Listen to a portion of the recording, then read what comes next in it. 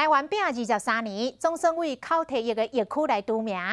当年1997年爆发着口蹄疫，台湾经济整体损失高达1700亿，嘛因此减5000户猪仔农。昨日行政院会农委会主委陈吉仲的报告，伊讲因兜过去嘛是饲猪仔户，都是受到这个波及，才怎来倒大。伊是讲到安尼，目屎加难熬，这嘛引发着行政院长苏贞昌细汉饲猪的回忆。当场嘛对咧脑梗啊甜甜甜。看就是这样，突然之间台湾就垮了。行政院长苏贞昌讲到后甜，因为1997年这句话鉴定的结果已经证实是口蹄疫。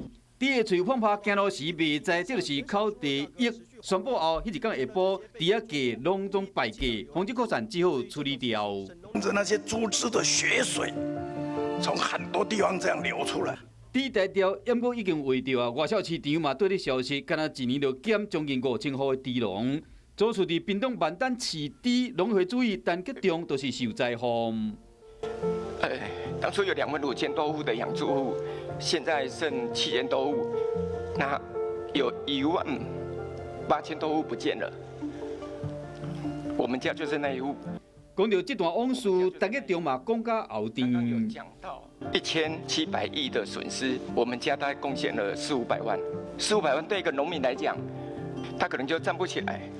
那只好农民没有资产，那只能就是卖地。经过23天，除了金门以外，台湾为口蹄疫的疫区除名，因无一个讲到往事，大家拢真艰苦。